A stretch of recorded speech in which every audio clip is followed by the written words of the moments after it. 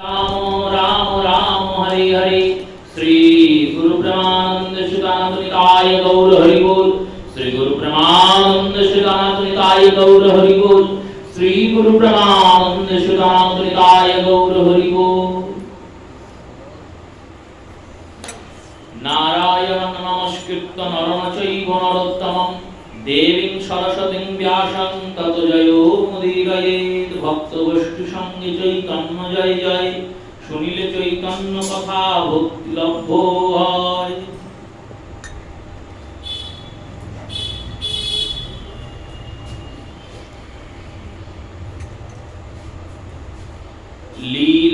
লীলানয়ম্বুজম মধির মুদীক্ষণামানম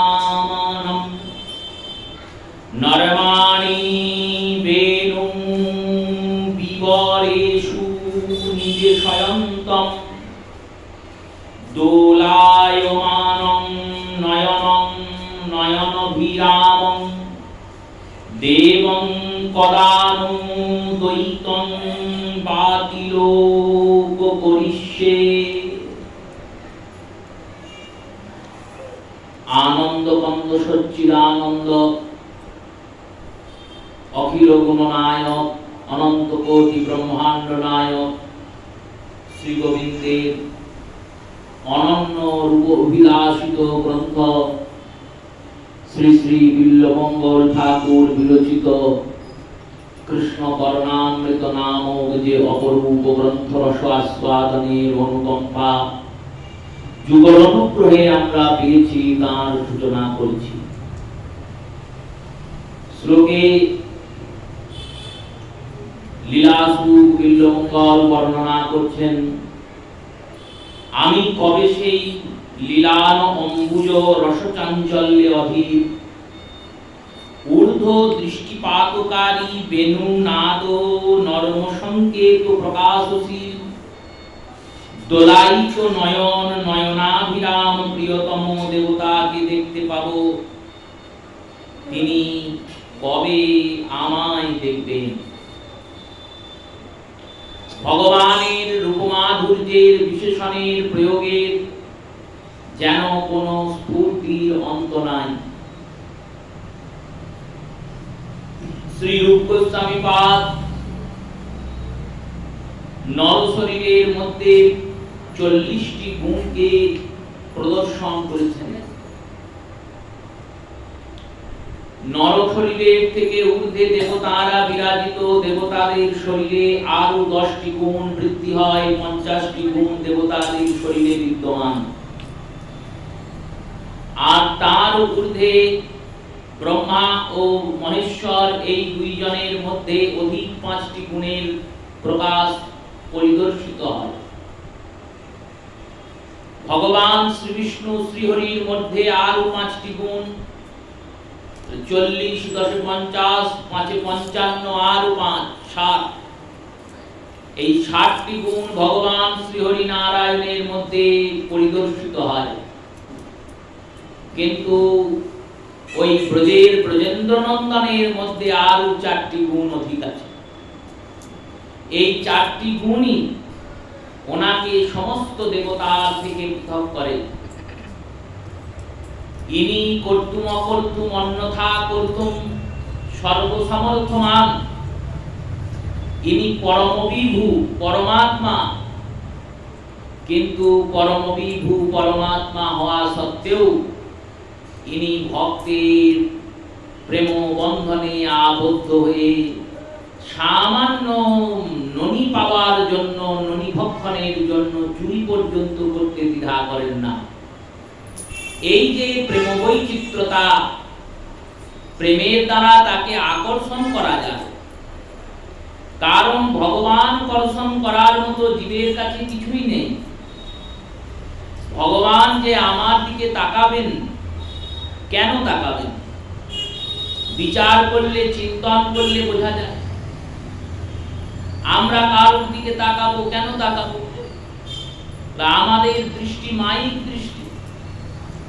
হয়তো তিনি খুব রূপবান তাই তাকাচ্ছি, অথবা রূপবতী তাই তাকাচ্ছি। যদি তা না হয় তাহলে হয়তো তিনি বিরাট যশবান, লোকে খুব চেনে, তাই তার সঙ্গে দাঁড়িয়ে ছবি তুলতে আমাদের ভালো লাগে, কথা বলতে ভালো লাগে। তিনি কোথাও এলে তাকে দেখতে যেতে ভালো লাগে, কেননা তার যশে আমরাও যদি যশবান হই, তার খ্যাতিতে যদি আমাদেরও কিছুটা খ্যাতি হয়।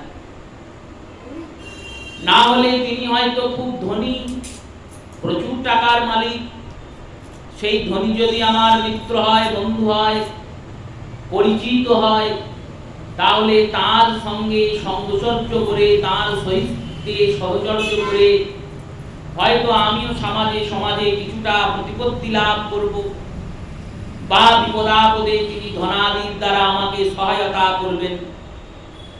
অথবা তিনি বিরাট বড় বিদ্বান, বিশাল পণ্ডিত, ভারত বিখ্যাত পণ্ডিত, যেমন অমর্ত্য সেন এখন আছেন নোবেল বিজয়ী, তিনি যদি আসেন আমরা দেখতে ছুটব না? কেন ছুটব বললো? অমর্ত্য সেনের যে সাধারণ লোক, এই আমাদের দৃষ্টি। তাহলে আমরা তাকাই কেন বললো? রূপে তাকাই, গুণে তাকাই, বিদ্যায় তাকাই, ধনে তাকাই, যশে তাকাই, খ্যাতিতে তাকাই, কিন্তু ভগবান আমাদের দিকে তাকাবেন কেন? কেউ যদি বললে যে আমি খুব রূপবান, বললো তুমি কি রূপবান? হে, তোমার কোটি গুণ রূপ ভগবান কৃষ্ণের। ভগবান কৃষ্ণের নখচন্দ্রের এমন এমন রূপমাধুরী, যদি স্বয়ং রূপমাধুরী যে সাগর স্বরূপ, সর্বদেবতাদের মধ্যে সর্বসুন্দর শ্রীকামদেব, তিনি এসেছেন রাস ভঙ্গ করবেন বলে, আর ভগবানকে সখীরা সুন্দর করে সাজিয়েছেন, মদনকে মোহিত করবেন, মদন মোহন হবেন গোবিন্দ। তাই ভুবন মোহন গোবিন্দকে সুন্দর করে সুসজ্জিত করেছেন। সেই সাজে কোনো স্বর্ণালঙ্কারের প্রয়োগ হয়নি, সেই সাজে কোনো রজতালঙ্কার, হীরকালঙ্কারের প্রয়োগ হয়নি, কারণ সখীরা পাবে কোথায়? সখীরা বনের মধ্যে রাত্রিবেলায় ভগবান বিপিনে ডেকেছেন, তিনি গিয়েছেন। যদ্রূপী সখীরা সর্ব বস্তু প্রাপ্তিতে সক্ষম, তবুও লীলার একটা নিজস্ব মাধুর্যতা আছে। যেমন নাটক চলছে, এবার নাটকে কেউ একজন ভিখারি চরিত্র অভিনয় করছে, ভিখারির চরিত্র অভিনয় করছে, অথচ হাতে 5টা সোনার আংটি পরে গিয়ে ভিক্ষা চাইছে। তাহলে নাটক যারা দেখছেন তারাও ভাববেন কিরকম সাজিয়েছে, দেখো ভিখারি তো সাজিয়েছে, কিন্তু হাতে সোনার 5টা আংটি। হাতে যদি সোনার আংটি থাকে সে ভিক্ষা করবে কেন? সেই রূপে সখীরা সমস্ত কিছুই আনতে সামর্থ্যবান, কিন্তু তারা চিন্তন করেছেন যদি সোনা দিয়ে, রূপো দিয়ে, হিরে দিয়ে গোবিন্দকে সাজাই, তাহলে গোবিন্দ ঐশ্বর্যের সাজে সুসজ্জিত হয়ে ঐশ্বর্যবান হবেন, লক্ষ্মী দেবীর তাতে খ্যাতি হবে। লক্ষ্মী দেবী ভাববেন যেমন জগৎ ঐশ্বর্যবান হয় আমাকে প্রাপ্তি করে, তেমন ভগবান সেজেছেন, ভগবানকেও তো সাজতে গেলে আমারই প্রয়োজন পড়লো, আমি ছাড়া তো ভগবানের সাজ ঠিকঠাক হলো না, আমি ছাড়া তো গোবিন্দের চূড়াও জুটলো না, গোবিন্দের বাজুবন্ধও হলো না, গোবিন্দের হাতের কঙ্কন, গোবিন্দের গলার হার, সে তো সেই সোনার হারই পরাতে হলো, সোনার বাজুই পরাতে হলো। তাই গোপীরা এইসব চিন্তা করে ফুলের অলঙ্কারে ভগবানকে সাজিয়েছেন রাসের মধ্যে, কারণ বনে ফুল পাওয়া অতি সুলভ, আর ফুল ফুটেছে রাতে। ভগবান পিতারাত্রি শরদুৎফুল্ল মল্লিকা, উৎফুল্লিত হয়েছে মল্লিকা ফুল, সেই মল্লিকা ফুল, আর সেই মল্লিকা ফুল দিয়ে কবিরা মালা গাঁথতে জানেন। প্রশ্ন হতে পারে তাহলে কি ঘর থেকে ছুঁচসুতো নিয়ে গিয়েছিল? মালা গাঁথতে গেলে তো ছুঁচসুতো লাগে, তারা ছুঁচ ছাড়া, সুতো ছাড়া মালা গাঁথতে পারে। এই গুণ কবিদের মধ্যেই আছেন, বিনা সুতোতে মালা গাঁথেন। তাই মাধবী, মালতী আদি কুণ্ডলতা পুষ্পকে নির্মাণ করে ভগবানের সুন্দর শৃঙ্গার তৈরি করেছেন, আর সেই সুন্দর বনফুলের শৃঙ্গারে বনমালীকে সাজিয়েছেন। আর সাজানোর পরে কামদেবকে কাছে যাবেন গোবিন্দ, তাই গোপীরা কামদেবকে সামনে ভগবানকে প্রস্তুত করবেন বলে সুন্দর সুসাজে সুসজ্জিত করে যেই না কামদেবের সামনে গোবিন্দ উপস্থিত হয়েছেন, কামদেব ভগবানের চরণ থেকে দেখা শুরু করেছেন, মস্তক অব্দিও পৌঁছাতে পারেননি, চরণের নখ দেখেই কামদেব অজ্ঞান হয়ে গেছে। কেন হয়েছেন বললেন, চরণের নখটাই এত সুন্দর। চিন্তা করছেন, আমি মনে মনে ভাবতাম আমি সবথেকে বড় সুন্দর, কিন্তু ভগবান শ্যাম সুন্দরের নখচন্দ্র, সেই নখচন্দ্রের মধ্যে কোটি চন্দ্রের দুটি বিদ্যমান। একটা চাঁদ কত সুন্দর লাগে পূর্ণিমার আকাশে, আর সেই চাঁদের চারিদিকে যখন আলোর আভাটা বের হয়, যদি কোনো সময় পরিস্থিতি সমাজ আপনার ব্যস্ততা জীবন থেকে সময় পান, দেখবেন আকাশের চাঁদকে তাকিয়ে, আকাশে সেই পূর্ণিমার পূর্ণচন্দ্রের বিকশিত আলো, আর তার চারিদিকে একটা আলোক দুটির আভা। সেই আভাটা যত সুন্দর বললেন, ওইরকম যদি কোটি চাঁদ যোগ হয়, একটা নয়, 1000 নয়, 10,000 নয়, 1 লাখ নয়, 1 কোটি চাঁদ, 1 কোটি চাঁদ যদি যোগ হয়, সেই 1 কোটি চাঁদের যা দুটি, ভগবান শ্রীকৃষ্ণের নখচন্দ্রের দুটিটা সেই রকম। তাহলে ওই নখটা দেখি কামদেব অজ্ঞান হয়ে গেছেন। তাহলে কামদেবের মতো সুন্দর দেবতাও যাকে দেখে অচেতন হন, ভগবানকে আমাদের জগতে কোন রূপবান রূপবতী আছে যার রূপ কৃষ্ণকে আকর্ষণ করতে পারবে? ভগবান যে তাকাবেন, তুমি যত বড়ই রূপবান হও, যত বড়ই রূপবতী হও, গোবিন্দ তোমার দিকে তাকাবেন না। কেন তাকাবেন না বললেন? যিনি স্বয়ং রূপগুণ সাগর, তিনি কেন তোমার দিকে তাকাবেন? তোমার দিকে কোন বিদ্যার দিক দিয়ে তাকান, সেও তাকাবেন না। কেন বললেন? তিনি বিদ্যানিধি, স্বয়ং বিদ্যা, সা বিদ্যা পরমা বিদ্যা, কৃষ্ণ ভক্তি প্রদায়িনী। মহাপ্রভু বললেন, দেখো বিদ্যা সেটাই শ্রেষ্ঠ যে বিদ্যা কৃষ্ণ ভক্তি প্রদান করে। এই কৃষ্ণ ভক্ত প্রদানকারী বিদ্যা শ্রেষ্ঠ, আর কৃষ্ণ বললেন স্বয়ং বিদ্যানিধি।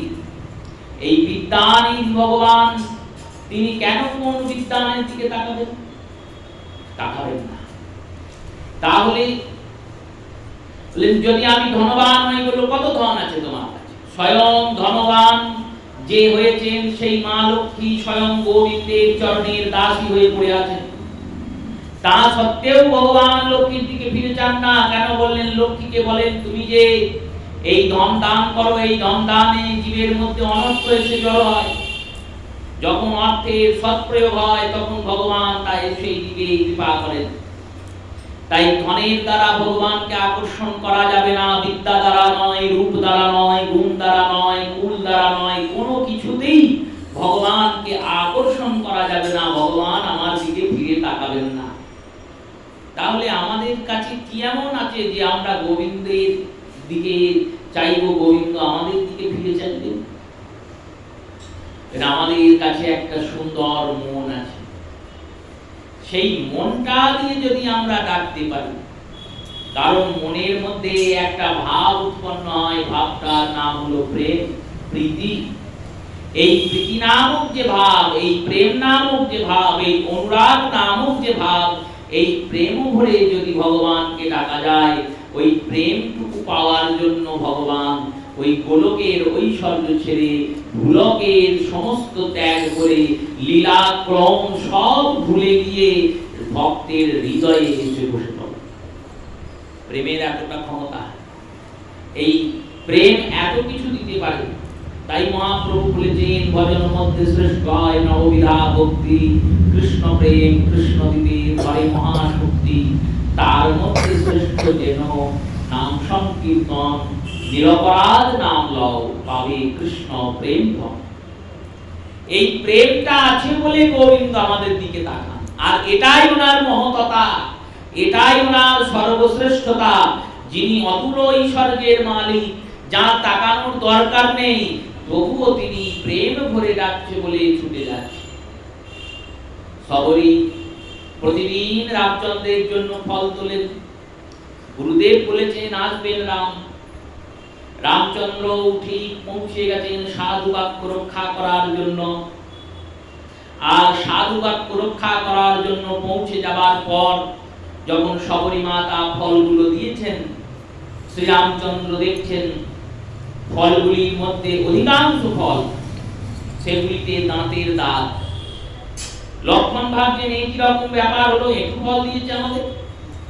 শবরীকে জিজ্ঞেস করছেন রামচন্দ্র, তুমি এই ফলগুলোকে দাঁতের দাগ এলো কি করে? বললেন প্রভু, গাছ থেকে ফল তোলার পর আমি একটা একটা করে খেয়ে দেখেছি, যেটা মিষ্ট ফল সেটাকে রেখেছি, আর যেটা টক দেখো সেটা ফেলে দিয়েছি। ভগবান রামচন্দ্র সেই ফল তো সেবা করলেন। সেখানে তো তিনি চিন্তা করেন যে আমি ভগবান, এ সামান্য জীব। সেখানে তিনি চিন্তা করছেন না যে আমি রাজার ছেলে আর এই সামান্য ভিখারিনী। সেখানে তিনি চিন্তা করছেন না আমি ক্ষত্রিয় আর এ চণ্ডাল ঘরে জন্মিয়েছে, চণ্ডালিনীর সন্তান শবরী। সেখানে ভগবান একটাই চিন্তা করছেন, আমি ভগবান আর এ আমার ভক্ত। এ তার জীবনটা দিয়ে দিয়েছে আমার জন্য, আর আমাকে ভালোবাসে বলেই আমার সুখচিন্তনে এই কর্ম করেছে। এই কর্ম শবরী করেছে কেন না রামকে সুখ দেবেন বলে। রামের প্রতি স্নেহ আছে। শবরী মাতা তো স্নেহবতী, বাৎসল্যময়ী। এই বাৎসল্যময়ী বলে তিনি এই প্রকাণ্ড প্রমাণ দিয়েছেন। আবার তার মানে এটা যেন প্রচার হয়ে যায় না, এটা যেন প্রচার হয়ে যায় না যে আমরাও তাই করব। তা করা যাবে না। করা যাবে কখন? বলে যদি তুমি 24 ঘন্টায় শুধু রাম চিন্তা করতে পারো। আমরা তো 24 ঘন্টা গোবিন্দের চিন্তা করছি। আমরা একবার এ নৌকায় আর একবার ওই নৌকায় পা দিয়ে জীবন চালাচ্ছি। তাই আমাদের এই পর্যায়ে পৌঁছানো সম্ভব নয়। ওই পর্যায়ে পৌঁছানো সম্ভব নয় বলে ওই পর্যায়ের আচরণও গ্রহণ করা সম্ভব নয়। আমরা কোন আচরণে আচরিত হব বললেন আচার্যরা যেমন আচরণ শেখাবেন। আমাদের সর্বস্বামী প্রণয়ন করেছেন যে ভজন ধারা, সেই ভজন ধারা অনুযায়ী আমরা চলব। রাগমার্গ অবশ্যই গ্রহণীয়, কিন্তু রাগমার্গটি শরীর দ্বারা গ্রহণ করলে অনেক সেবা অপরাধ এসে জড়ো হয়। এই রাগমার্গটিকে মন দ্বারা গ্রহণ করতে হবে। আচার্যগণ বললেন দেখো এই মার্গে যাবে, এই মার্গটি কিন্তু শরীর দ্বারা গ্রহণীয় না, এটি মন দ্বারা গ্রহণীয়। আপনি মনে নিজের মনকে মঞ্জুরি স্বরূপ চিন্তন করিয়ে মঞ্জুরিতে পরিণত বা পরিণতা করে দাসীরূপে রাধারানীর সেবাতে নিযুক্ত হন। দাসীর মনে কখনো সেব্যের, যার সেবা করছেন সেই সেব্যের ভোগ্যবস্তুর প্রতি লোভ জন্মায় না। যদি জন্মায় তাহলে তার দাসত্ব থাকবে। দাস বা দাসী কখনো চিন্তা করে না যে আমি আমার প্রভুর আগে সেবা করব, প্রভুর আগে খাবো। দাস বা দাসী কখনো চিন্তা করে না প্রভু যেটা সেবা করবেন সেটা আমি আগে খেয়ে নিয়ে দেখবো কেমন হয়েছে, তারপর গোবিন্দকে দেবো। এটা চিন্তা করে না। তারা ভাবেন যেটা সর্বোত্তম, সেই সর্বোত্তম বস্তুটা রাধা গোবিন্দ যুগলের সেবায় দেব। রাধা গোবিন্দ যুগল সেবা করে আনন্দ পাবেন, আর সেই আনন্দটাই আমাদের আনন্দ। এই চিন্তা সেই রূপে ভগবানের অনন্তানন্ত শক্তি থাকা সত্ত্বেও তিনি যে কৃপা ঘনমূর্তি হয়ে আমাদের উপর কৃপা করেন, এটাই সব থেকে বড় মাহাত্ম্য শ্রী ভগবান। নর্মাণি বেণু নিশরণি বিষয়ন্তম। আর এই বেণু ধারণ করে তিনি কি করছেন বললেন, বেণু ধারণ করে তিনি দোলায়িত নয়নে নয়ন বিরাম হয়ে জগৎকে দুলিয়ে দিচ্ছেন। এই বংশী ধারণ করছেন তো ভগবান, যে চারটি মূল গুণ নারায়ণ তত্ত্ব থেকে ভগবান কৃষ্ণকে পৃথক করে, রূপমাধুর্য, বেণুমাধুর্য, লীলামাধুর্য আর প্রেমমাধুর্য। এই চারটি গুণের মধ্যে দেখুন রূপের মধ্যে বেণুর প্রতিপাদন, আর বেণুর মধ্যে রূপের প্রতিপাদন। একবার একে অপরকে জড়িয়ে ধরে আছে। যখন রাধারানী বেণুর বর্ণনা করছেন, সেখানে রূপের বর্ণনা আসছে। বেণু গীতের প্রথম গীত তো বেণুকে শোনানোর জন্যই। রন্ধ্রাণ বেণু অধর সুধা, ওই শব্দটি বলবেন বলেই রাধারানী বেণু গীত গাইছেন।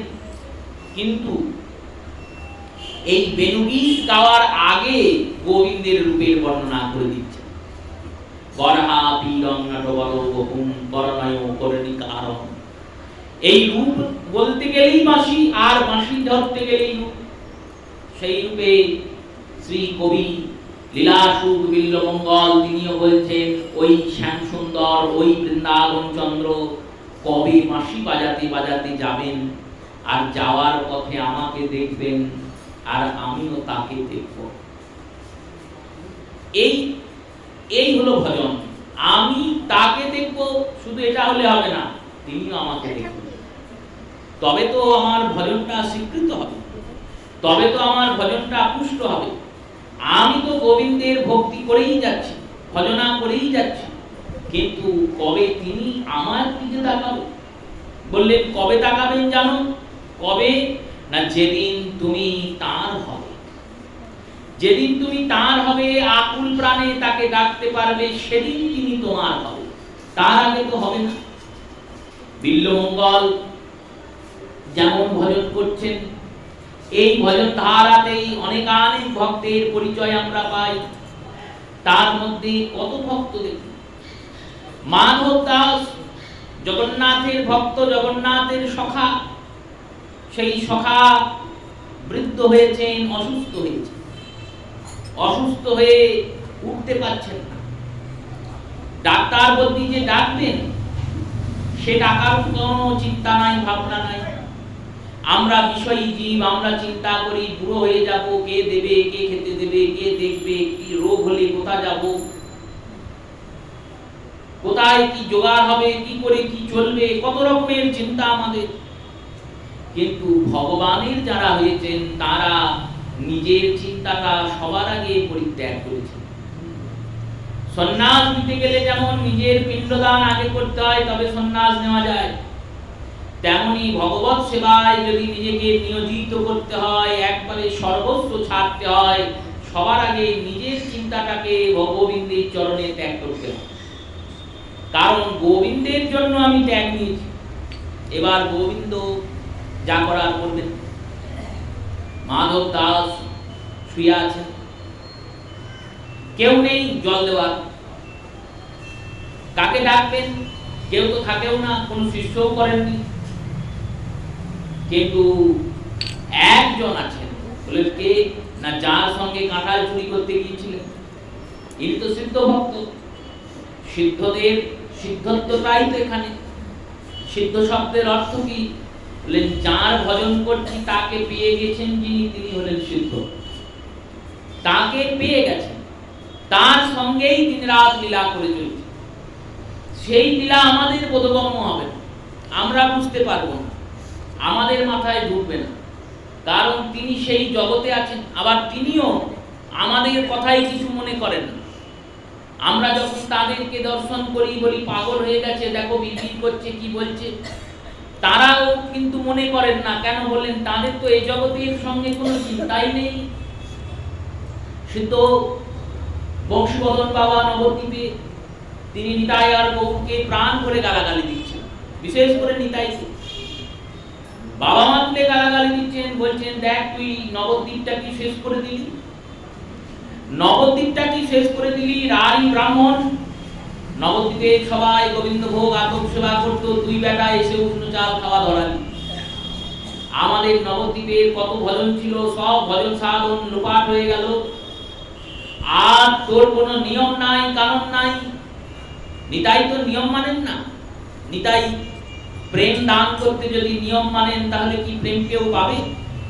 অক্রোধ পরমানন্দ নিত্যানন্দ রায় অভিমান শূন্য নিতাই নগরে বেড়ায়। বলছেন এখন নগরে বেড়াচ্ছ কেন? মহাপ্রভু বলেছেন, প্রভুর আদেশ শুনেছি, প্রভু যা বলেছে তাই করছি। প্রভু কি বলেছেন? বললেন কেউ যেন বাদ না যায়। পাপী তাপী পাষণ্ডী আর যতবার দুরাচার কেহ যেন বাদ নাহি যাই হে, কেউ যেন বাদ যাবে না এই হরিনাম পেতে।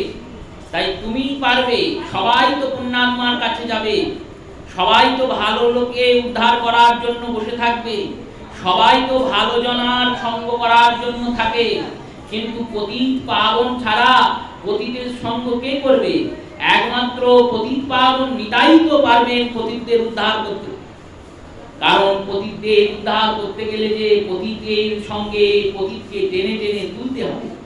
তাই বিষয়ে পতিত জগাই মাধায়ের মতো যারা মদ খেয়ে গড়াগড়ি যাচ্ছে তাদেরকে যেও হরিনাম শোনাচ্ছেন, কারণ জানেন হরিনামের এই ক্ষমতা আছে। আজ শুনছে, কাল শুনবে, শুনতে শুনতে যদি একদিন ফসকে বেরিয়ে যায় মুখ থেকে, দ্বিতীয় দিন তৃতীয় দিনে তার হৃদয়ে প্রেম জাগতে বাধ্য। যদি প্রেম না জাগে, জানতে হবে পূর্বজন্মের অপরাধ বাঁধো হয়ে দাঁড়িয়ে আছে, তাতেও কোনো অসুবিধা নাই, এ জন্মে নাই জাগতে পারে। আরে পৃথিবীটা তো শেষ হয়ে যাবে না, তুমি শেষ হবে, তুমি আবার যখন আসবে ওই আগের হরিনাম তোমাকে প্রেম জাগিয়ে দেবে। এ জন্মে না হয় মাতাল হয়েই বললে, পরের জন্মে এসে তুমি প্রেম পাবে না। কারণ যার জিহ্বায় কৃষ্ণ নাম স্ফুরণ হয়েছে তিনি কৃষ্ণের হয়েছেন, আর যেই কৃষ্ণের হয়েছে কৃষ্ণ তার হয়েছে। কৃষ্ণ তো কাউকে বলে না। পূর্বদিন আমরা শুনেছিলাম জগন্নাথ আটকিয়ে দিয়েছিলেন এক ব্যক্তিকে, এক ব্রাহ্মণ সাধু, তিনি দণ্ডবত পরিক্রমা দিতে দিতে পৌঁছিয়েছেন পুরীতে। আর যেই পুরীতে পৌঁছিয়েছেন, পুরীর পান্ডারা এসে দাঁড় করিয়ে দিয়েছেন, বললেন আপনি পুরীতে ঢুকবেন না। জগন্নাথ স্বপ্নাদেশ করেছেন ও বেটাকে পুরীতে ঢুকতে দেওয়া যাবে না। বললেন আমি কি অপরাধ করেছি? আমি আজীবনের সাধু, আমার অপরাধটা কি? আমি দিন রাত জগন্নাথকে ডাকি, আমার অপরাধ কি হলো? বললেন ত্রেতা যুগে আপনি রাবণের দলে কাশি বাজিয়েছিলেন। জগন্নাথ বলেছে ও বেটা আমার শত্রুর দলে ছিল, তাই ও আমার শত্রু, ওকে পুরীতে ঢুকতে দেবে না। তিনি বললেন আমার ঢোকার দরকার নাই। তিনি নাচতে নাচতে যাচ্ছেন, পান্ডারা বলছেন আপনার মনে রাগ হচ্ছে না, ক্রোধ হচ্ছে না, অপরাধ বোধ কাজ করছে না যে হায় হায় আমি রাবণের দলে ছিলাম? বললেন ছিলাম, আমি তো আর রাবণের দলে জন্মিয়ে যাইনি, আমাকে জন্ম দিয়েছে রাক্ষস কুলে, রাক্ষসের রাজা রাবণ, আমি রাবণের দলে ছিলাম। কিন্তু আমার আনন্দ হচ্ছে, কি আনন্দ জানো? বললো আমি কবে জন্মিয়েছি, কবে কাশি বাজিয়েছি, কি করেছি আমার তো মনে নাই। আমি তো ভুলে ভুলে খেয়ে দিয়েছি, কত জন্মিয়েছি, কতবার এসেছি, কতবার গিয়েছি, গোবিন্দকেই মনে নেই। রাবণের দলে ছিলাম মনে থাকবে? তা এইসব আমার মনে নেই, কিন্তু আমার গোবিন্দ আমাকে ত্রেতা যুগ থেকে মনে করে রেখে দিয়েছে। ভগবান কি কাউকে বলেন না, সেই ত্রেতা যুগের সাধুকে মনে রেখেছে কলিযুগেও। সেই রূপে ভগবানকে যিনি একবার চান তাকে ভগবান বলেন না। পতিত পাবন নিতাই চাঁদ দিনে তো আর কেউ করার নেই। নিতাই চাঁদ তো করেছেন, সবাইকে পতিতদের উদ্ধার করেছেন। বংশীবদন বাবা গালাগালি দিচ্ছেন নিতাইকে, তোর বাবা মায়ের ঠিক নেই, কোত্থেকে এসে জুটেছিস নবদ্বীপে। কখনো বলিস আমি হারাই পণ্ডিতের ছেলে, আবার কখনো বলিস আমি সচি মায়ের দুলাল, কোনো ঠিক নেই। আবার কখনো দেখিস সুভাষের ঘরে গিয়ে মালিনীর কোলে শুয়ে ছোট্ট শিশুর মতো মালিনীর স্তন মুখে নিয়ে দুধ খায়, মালিনীদেরকে দুধ পান করাচ্ছে। শিবাসের তো সন্তান বিয়োগ হয়েছে, নিতাই আর গৌর সন্তান হয়েছেন শিবাসের। এইরকম তো কাজ কারখানা। নীল বস্ত্রে দিলে সেই নীল বস্ত্র ধারণ করে বিষ্ণু সেবা হয় না, নীল রঙের কাপড় পরে কখনো বিষ্ণু সেবা হয় না। আর নিতাই চাঁদ দিনরাত নীল কাপড় পরেই থাকেন। এ নিয়েও বিভিন্ন মতবাদ, বিভিন্ন বাক বিতণ্ডতা ওঠে। নিতাই চাঁদের তাতে কোনো জ্ঞান নেই, তাতে কোনো ভূক্ষেপ নেই, যে যা বললো বললো। আমি তো জানি আমি কি করছি। দেহটাকে নিয়ে তো আর ভজন হবে না, ভজন তো মন করবে, দেহ সাহায্য করবে। যেমন আপনি কলকাতা যাচ্ছেন ট্রেনে চেপে, ট্রেনটা কলকাতা যাবে, কিন্তু আপনার গন্তব্যে তো আর যাবে না। আপনার প্রয়োজন যতটা ততটা আপনি ট্রেনকে ব্যবহার করবেন, ট্রেন থেকে নেমে গিয়ে আপনার কাজ সিদ্ধ করবেন। তেমনি দেহটা আপনার প্রয়োজন ভজনের জন্য, ভজনটা তো মন করবে। এই সব বলে যাচ্ছে, নকথ্য বলছে। সেই সময় রামদাস বাবাজি 2-4 জন শিষ্য কলকাতা থেকে এসেছেন, বাবু মশাই তারা। গুরুদেবের জন্য ফল মূল শাক সবজি নিয়ে এসেছেন, দামি দামি ফল, যেসব ফল তখন দুরারোগ্য দেখাই যায় না, দুর্দর্শীয়। গুরুদেবকে বলেছেন, বাবা আমি এই ফল কিছু এখানে সেবা দিন সমাজ বাড়িতে, আর যদি কোনো সিদ্ধ মহাত্মা থাকে বলুন সেখানে দিয়ে আসি। শ্রী গুরুদেব বলেছেন, যাও বড়ালঘাটের কাছে আছে একজন বংশীবদন বাবা, তাকে গিয়ে দিয়েছো। গিয়েছেন, গিয়ে দেখছেন ওই রকম গালাগালি পাচ্ছে। নিতাইকে বাম্মা তুলে গালাগালি দিচ্ছে, তোর বাম্মায়ের ঠিক নেই, তোর তো জন্মেরই ঠিক নেই, কোথায় জন্মেছিস কে জানে, এখানে যে এসে জুটেছিস, জোটার পর থেকে আমাকে জ্বালিয়ে পুড়িয়ে শেষ করে দিস, আজ তোকে রানীর জলে নামিয়ে দিয়ে আসবো, নয় গঙ্গায় ফেলে দিয়ে আসবো। এইসব বলছেন। এনারা শুনেছেন, শুনে ভাবছেন, এই বাবা এই আবার কিরকম সাধু রে, যা ভজনা করে তাকেই গাল পাড়ে। ভজনাটাই তো নিতাই গৌড়ের করছে, আর নিতাই গৌড়কেই গাল পাচ্ছে। কে বলেছেন, কোথায় পাঠিয়েছেন গুরুদেব? কেন? তিনি তো নিতাই চাঁদকে, আপনার প্রাণপ্রিয়। রামদাস বাবাজিরা নিতাইয়ের প্রতি একটু বেশি অনুগত, কারণ নিতাই প্রেম দাতা।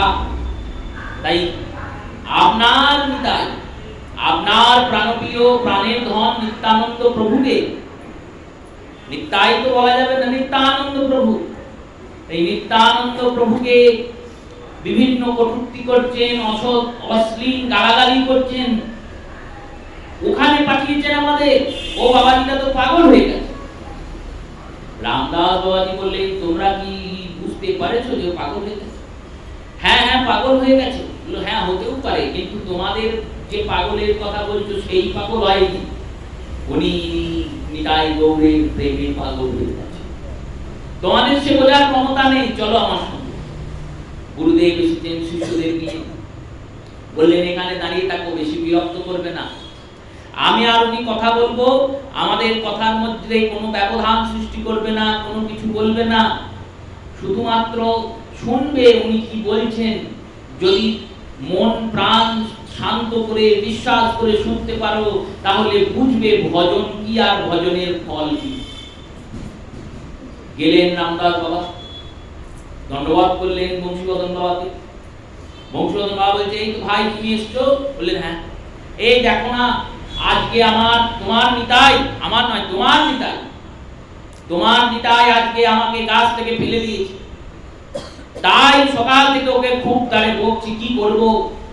আজ হয় ওকে আমি রানীর চরে দিয়ে আসবো, রোদে নামিয়ে, সারাদিন রোদ খাবে বেটা বসে বসে, তাহলে যদি ঠিক হয়, আর না হলে গঙ্গায় গিয়ে ফেলে দিয়ে আসবো। ওর বাড়ি ঘরের ঠিক নেই, বাপ মায়ের ঠিক নেই, এখানে এসে নবদ্বীপটাকে শেষ করে দিল। রামদাস বাবা বলছেন, কি হয়েছে কি? বললো, কি আবার হবে?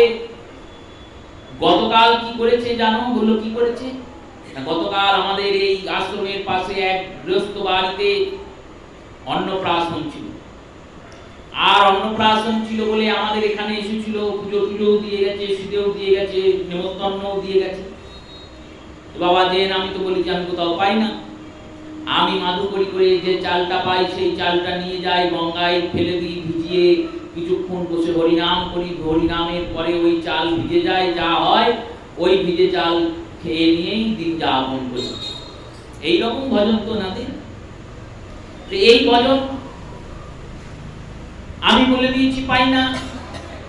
ও বেটা কি করেছে জানো? বললো, কি করেছে না, অন্নপ্রাশন বাড়ি, সেখানে ধামেশ্বরের ভোগ এসেছিল, ধামেশ্বরের ভোগে সবাইকে প্রসাদ পাইয়েছে, যে অন্নপ্রাশনের শিশু তাকেও প্রসাদ পাইয়েছে। ওই ধামেশ্বরের ভোগের একটা গামলাতে এক গামলা পরমান্ন এসেছিল, নিতাই দিয়ে এক গামলা পরমান্ন তুলে নিয়ে পালিয়ে এসেছে। আমি ভোগ দিতে গিয়ে দেখছি এক গামলা পায়েস পড়ে আছে। এ কে আনলো? নিতাই বলছে, আমার পায়েস খেতে ইচ্ছা করছিল, আমি নিয়ে চলে এসেছি। আর ওইদিকে বাড়িতে ঝগড়া লেগে গেছে, মন্দিরে প্রভুরা চলে এসেছেন, আমাদের গামলা কোথায়, ফেরত দাও। পায়েস দাও না দাও, গামলাটা তো ফেরত দিতে হবে, হিসাব তো মেলাতে হবে। বাসনের বাসন, ধামেশ্বরের গামলা। আজ বাড়ির লোকরা খুঁজছেন, কোথায় গেল কোথায় গেল। আমার আশ্রমে এসেছে, বললাম এই দেখ এইখানে গামলা পড়ে আছে, নিয়ে যা। আমাকে চোর বানিয়ে দিচ্ছে। লোকে ভাবতো আমি চুরি করে নিয়ে এসেছি, কোন রকমে সেই বিপদ থেকে কাল উদ্ধার হলো। আজকে আবার কি করেছে জানো? বললো কি করেছে, সকালে কি বলছে বক ফুলের গাছে ওঠো, আমি বক ফুলে ভাজা খাবো। আমি বললাম আমি বুড়ো মানুষ, তোরা তো ছোড়া, তোদের তো বেশি বয়স নয়, 11-12 বছরের কিশোর, তোরা তোরা গাছে উঠে বল। নিতাই বলল তুমি আমার সেবা করবে না, আমি তোমার সেবা করব। নিতাই চাঁদকে বলছেন, নিতাই চাঁদ বলছেন তুমি আমার সেবা করবে না, আমি তোমার সেবা করব। তুমি ওঠো ওঠো গাছে ওঠো, আর বক ফুলের বেলনি হবে। এই বলে আমাকে গাছে তুলেছে। গাছে তুলে যেই না 2-4টে বক ফুল পেরেছি, অমনি এই গাছটা এমন করে নড়িয়ে দিল, আমি উঠে পড়ে গেলাম। সেই থেকে পড়েই আছে এখানে, আর পড়ে পড়ে ও বেটাকে গাল দিয়েই যাচ্ছে। আজ আমি একটা হেস্তনেস্ত করি ছাড়ব। এই কথা শুনছেন রামদাস বাবার শিষ্যরাও শুনছেন, আর ভাবছেন আমরা কি ভেবেছিলাম। ইনি তো সাক্ষাৎ ভগবত দ্রষ্টা সাধু, সাক্ষাৎ নিতাইকে যিনি বকতে পারেন। বললো বোকাটা কখন যায় না, যখন তাকে একবারে নিজেই করে নেওয়া যায়, তার আগে তো বোকা যায় না। মা যশোদা গোপালকে বেঁধেছেন কেন না জানেন, ইনি আমার গোপাল তাই বেঁধেছেন, তাছাড়া তো কেউ মানতে পারবে না। গোপীরা যশোদানন্দনকে ননিচোরা বলে বারবার কটূক্তি করেন কেন, বললেন জানেন ইনি আমাদের, আমরা এনাদের। এই সমর্পিত প্রাণা না হলে কখনোই ভগবত সেবা পাওয়া যায় না, আর ভগবত সেবা প্রাপ্তি করে আনন্দের উপলব্ধি করা যায় না। এই তো আনন্দ। এই রকম ভগবানের ভক্ত, ভগবান ভক্তের সঙ্গে বিবিধ লীলা করে চলেছেন। বংশীনাথ শুনিয়ে শুনিয়ে ব্রজবাসীদের চিত্তকে বিলোচিত করে চলেছেন। সেই বিলোচিত চিত্তধারী চিত্তচোর শ্রী গোবিন্দ, তিনি যখন যাচ্ছেন তখন যাওয়ার পথে পথে তাকাচ্ছেন। যেখানে যেখানে তার দৃষ্টি পড়ছে, দৃষ্টি মাত্রেই কৃপা পূরণ হচ্ছে। তো যেখানে যেখানে পড়ছে না বলে সেখানেও কৃপা হচ্ছে। বৃন্দারণ্যং শবদরমণং প্রাবিশদ কীর্তিঃ। বৃন্দাবনে তিনি বের হন কেন? যাতে ব্রজের পক্ষীরা, গুল্মরা, লতারা সবাই যাতে কৃষ্ণ রূপ সমুদ্র দর্শন করে আনন্দে বিভোর হতে পারে, তাই তো তিনি বৃন্দাবনে বের হন। না হলে বের হওয়ার তো কোনো প্রয়োজন নেই। বৃন্দাবনে হাঁটার দরকার নেই গোবিন্দের, কিন্তু হাঁটেন। গরুদের পিছনে পিছনে ছোটেন, মাঠে ঘাটে যান। কেন যান? বললেন ব্রজের প্রত্যেক স্থানে যান। 84 ক্রোশ ব্রজভূমি, এই 84 ক্রোশ ব্রজভূমিতে কয়লার মতো ঘুরে ঘুরে বেড়াচ্ছেন কেন? বললেন যাতে 84 ক্রোশ ব্রজভূমিটা ধন্য। ব্রজ যারা যারা এসে বাস করছেন তারা যাতে গোবিন্দ রূপ দর্শন করে আনন্দে বিভোরিত হয়ে থাকতে পারে। এনারা সবাই ঋষি, মুনি, তপস্বী। কৃষ্ণ রূপের যে লোলুপতা, যে কাঙ্ক্ষা, যে আকাঙ্ক্ষাতে তারা দিবারাত্র কবে কৃষ্ণের দর্শন পাবো, কবে কৃষ্ণের দর্শন পাবো করে কোটি জন্ম তপস্যা করেছেন। সেই তপস্যার তপপ্রভাবের ফলে তারা ব্রজে গিয়ে দেহ পেয়েছেন। আর ব্রজে গিয়ে দেহ পেয়েছেন, তাদের দর্শন ফল দান করবেন বলে গোবিন্দ গোচারণ করবেন। তাহলে গোচারণের প্রয়োজন নেই। শ্রীমন মহাপ্রভু ছোট্ট নিমাই, ছোট্ট গৌর গঙ্গার ধারে খেলা করতে গিয়েছেন। আর খেলা করতে গিয়ে একটা কুকুরের ছানাকে পেয়েছেন, কুকুরের ছানাটাকে সঙ্গী করে দিয়েছেন। দেখছেন হরিনাম ক্রীড়া চলছে, হরিনাম খেলা খেলেন তো মহাপ্রভু। মহাপ্রভুর যে সঙ্গী সাথী আছেন তাদেরকে নিয়ে গৌর সুন্দর হরিনাম খেলা খেলেন। ইনিও হরিনাম করেন, ওরাও হরিনাম করে। তখনও মহামন্ত্রের প্রচার হয়নি, কিন্তু অন্যান্য নাম তো ছিল। কোনদিন রামের নাম করেন, জয় রাম জয় রাম জয় জয় রাম। কোনদিন নারায়ণের নাম করেন, কোনদিন বাসুদেবের নাম করেন, কোনদিন কৃষ্ণ কেশব কৃষ্ণ কেশব কৃষ্ণ কেশব ত্রাহিমাম, রাম রাঘব রাম রাঘব রাম রাঘব রক্ষমাম, এই সমস্ত নাম করেন। এক একদিন এক এক দেবতার নাম। আবার কোনদিন শিব শিব নাম করেন, শিব শিব শিব শিব শিব শিব শিব হে, এই নাম করেন। এই নাম খেলা যখন খেলেন, কলিযুগে চৈতন্য অবতার খেলিবার প্রবন্ধে নেন খোলো করতাল, গড়াগড়ি যান প্রভু নাম সংকীর্তন, ঘন ঘন হরি বলেন জয় সর্বপ্রদানে। সেই কলিকালে মহাপ্রভু এসেছেন, খেলা করছেন, খেলতে খেলতে একটা কুকুরের ছানা এসে তাদের সঙ্গে প্রতিদিন খেলছে, ঘুরছে। যখন প্রভু খেলছেন তখন সেও ঘুরছে। মহাপ্রভু বললেন, এ কৃষ্ণদাস, এর নাম রাখলাম আজ থেকে। কি নাম? না কৃষ্ণদাস। এই কৃষ্ণদাসকে নিয়ে এসেছেন। সতীমা বলছেন, নিমাই কুকুর নিয়ে আসতেন এই বাড়িতে। গৃহস্থের গৃহে কুকুর বিড়াল এগুলো বাড়ির বাইরে থাকবে, বাড়ির ভিতরে থাকবে না। ভগবতী গাভী পর্যন্ত বাড়ির বাইরে গোশালায় থাকে। কুকুর বিড়াল তো রাখা উচিত নয়। আর সারমেয় শ্মশান পশু, শ্মশানবাসী পশু হচ্ছে কুকুর। এই শ্মশানবাসী পশুকে বাড়িতে নিয়ে এলে দেবতারা অসন্তুষ্ট হন। যে গৃহে নারায়ণের সেবা আছে, মহাদেবের সেবা আছে, সেই গৃহের ভিতরে কুকুরের প্রবেশ নিষেধ শাস্ত্রীয় মার্গ অনুযায়ী। সচিমাতা নীলাম্বর চক্রবর্তীর কন্যা, তিনি শাস্ত্র জানেন, শাস্ত্র শুনেছেন, তাই নিমাইকে নিষেধ করছেন। নিমাইও চিন্তন করছেন, তা ঠিক, কিন্তু এই যে আমার সঙ্গ ছাড়ে না, তাহলে একে একটা চট দাও। চটের উপর শুয়ে রেখেছেন নিমাই, আর প্রতিদিন বৈষ্ণব নৈবেদ্য পাওয়াচ্ছেন। 3 দিন 4 দিন পাওয়ার পর 5 দিনের দিন কুকুরটাকে আর দেখতে পাওয়া গেল না। তিনি বৈকুণ্ঠ পার্ষদ হয়ে সবার সামনে চলে গেলেন বৈকুণ্ঠ। এই যে দর্শন, প্রভু সঙ্গ করলেন কেন? প্রভু সঙ্গ করলেন এই কারণে, যদি আমি তাকে কৃপা না করি, কে কৃপা করবে? তাই কৃষ্ণচন্দ্র মুরলী ধাবন করতে করতে ব্রজের পথে পথে ঘুরছেন। সেই পথে যদি আমরা গিয়ে বসতে পারি, বিল্বমঙ্গল বলছেন, আমি সেই রূপ দর্শন করব। কোন রূপ? না সেই অপরূপ নয়নাভিরাম, সেই বেণুনাদরত, সেই সুন্দর লীলা অম্বুজ রসচঞ্চল, সুন্দর নয়ন বিশিষ্ট শ্যাম সুন্দর। সেই শ্যাম সুন্দর বাঁশি বাজাতে বাজাতে যখন যাবেন, তখন আমিও তাকে দেখব। প্রভু, আমরা তো তাকে দেখার প্রচেষ্টা করেই যাচ্ছি। এই দেখার প্রচেষ্টার নামই তো ভজন। ভজনে কি করা হয়? বললো, ইষ্টের চিন্তন করা হয়।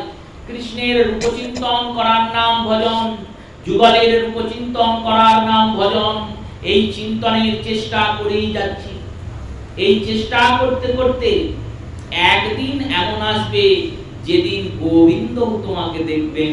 যেদিন দেখবেন, সেদিন তুমি গোবিন্দের হয়ে যাবে। তাই সেই অনুগ্রহ যাতে শ্যামসুন্দর রাধারানী আমাদের করেন, যাতে আগামীকাল থেকে বাঙালিদের নতুন বর্ষ শুরু হচ্ছে।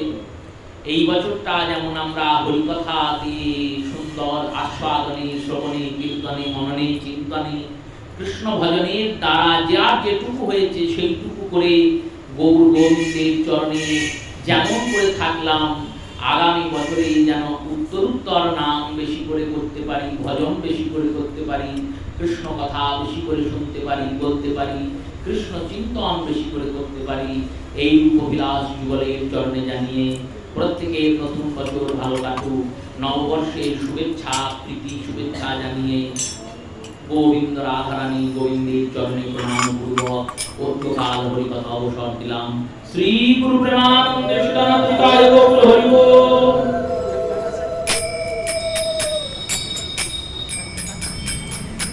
আগামীকাল রাধাকান্ত মন্দিরে সন্ধ্যা 7টায় প্রার্থনা হবে। জয় জয় রাধে কৃষ্ণ গোবিন্দ, রাধে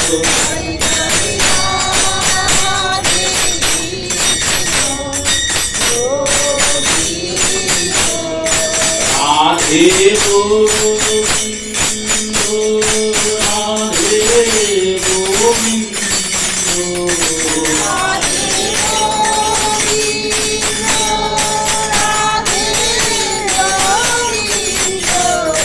জয় জয় রাধে কৃষ্ণ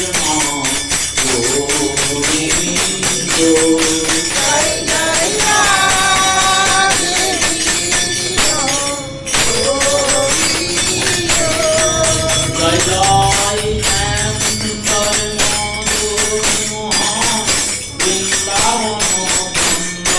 জয় জয় শ্যাম সুন্দর মধুর মোহন বৃন্দাবন চন্দ্র, জয় জয়